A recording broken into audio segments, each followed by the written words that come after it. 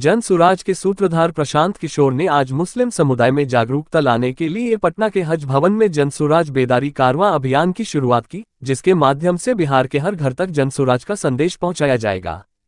प्रशांत किशोर ने अभियान की शुरुआत करते हुए मौलाना मजहरुल हक ऑडिटोरियम में मौजूद लोगों को संबोधित करते हुए कहा कि उनका उद्देश्य गोसे के दौर में गांधी की विचारधारा को पुनर्जीवित करना है। उन्होंने कहा कि बेदारी कारवां गांधी की विचारधारा पर आधारित कारवां है, क्योंकि गांधी की विचारधारा से ही मुस्लिम समाज के लोगों का विकास हो सकता है। इसके साथ ही प्रशांत किशोर ने एक बड़ी समस्या के बारे में बात करते हुए कहा कि हाल ही में बीपीएससी आंदोलन के दौरान उन्हें पता चला कि कई मुस्लिम युवकों को पुलिस ने गलत तरीके से हिरासत में ले रखा है। और सबसे आश्चर्य की बात यह है कि मुस्लिम समुदाय में इतना डर है कि कोई भी इसके खिलाफ आवाज नहीं उठा रहा है।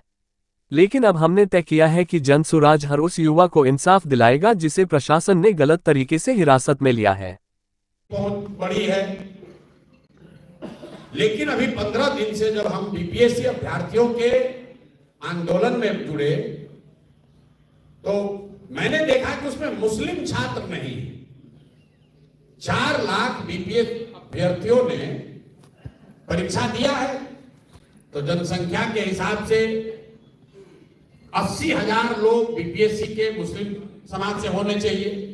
उतने तो है नहीं, क्योंकि इस समाज में पढ़े लिखे लोगों की जनसंख्या कम है। लेकिन बीपीएससी का आंकड़ा बताता है कि करीब करीब 40,000 विद्यार्थियों ने, मुस्लिम समाज के विद्यार्थियों ने बीपीएससी का एग्जाम दिया है। लेकिन आंदोलन में अगर आप देखेंगे तो उसमें इक्का दुक्का ही कोई मुस्लिम लड़कों का नाम दिखेगा। जब मैं गर्दनी बाग गया, वहां पर भी कोई मुस्लिम साथी नहीं मिला। जब मैं गांधी मैदान में बैठा, वहां पर भी कोई मुस्लिम साथी इतना नहीं दिखा। तो जब ये बेदारी कारवां के हमारे साथी, हम लोग कुछ 2-4 दिन पहले बैठे थे, तो मैंने ये सवाल उठाया कि भाई सारे समाज के बच्चे आ रहे हैं, मुस्लिम समाज के बच्चे क्यों नहीं आ रहे? अन्याय तो उनके साथ भी हुआ है। तो उसी चर्चा में जो नई बात सीखने को, जानने को मिली कि सर अन्याय तो मुस्लिम समाज के साथ भी हुआ है, लेकिन मुसलमानों में इतना डर है कि जो अभ्यर्थी है वो समझता है कि मैं जाऊंगा आंदोलन में तो कोई पकड़ा जाए या ना पकड़ा जाए, हमको पकड़ के अंदर कर दिया जाए। और उस पर करीब उस दिन 1-1.5 घंटे चर्चा हुई है, क्योंकि हम दिल्ली से आकर राजनीति नहीं कर रहे हैं।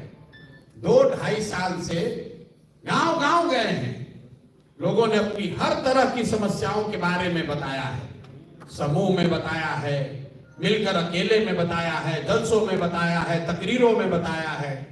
लेकिन मुझे 2-2.5 साल में किसी मुसलमान ने यह नहीं कहा कि हमारे बच्चे को किसी ने गलत पकड़कर जेल में डाल दिया है, आप हमारी मदद कीजिए। तो ये मेरे लिए आश्चर्य की बात है।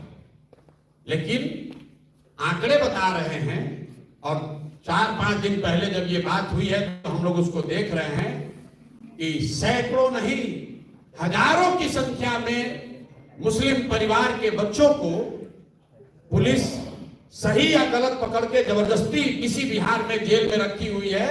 और उनके परिवार वाले इतने डरे हुए हैं कि वो अपने बच्चों के लिए मदद मांगने भी नहीं आना चाहते।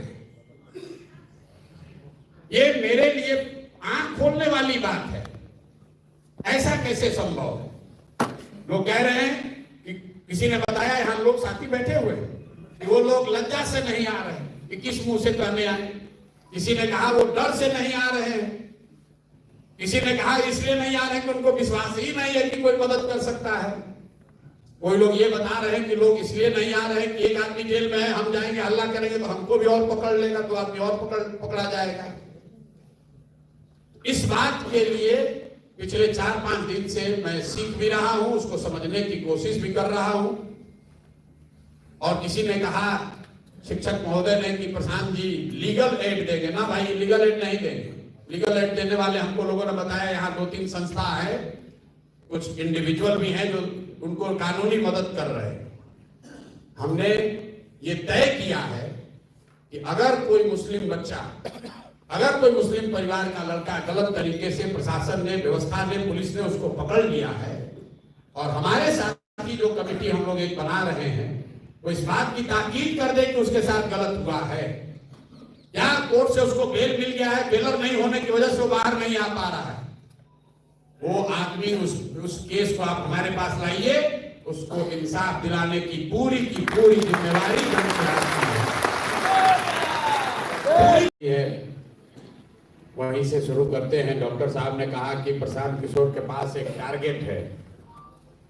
टारगेट है बिहार को आगे बढ़ाने का, जो आपको हासिल हो गया इससे आगे चलने का। मैं इनसे इत्तेफाक नहीं रखता। मेरा टारगेट बिहार के नजरिए से नहीं है, टारगेट तो है, लेकिन टारगेट ये है कि गोडसे के इस दौर में गांधी की विचारधारा आधारित व्यवस्था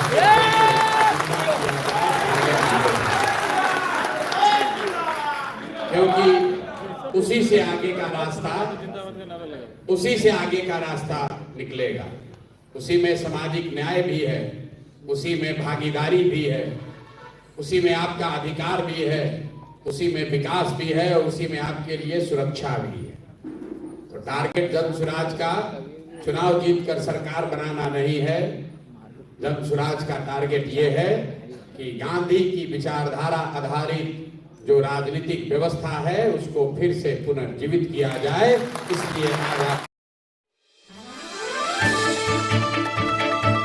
आप देख रहे हैं आरएन न्यूज, हमेशा आपके साथ।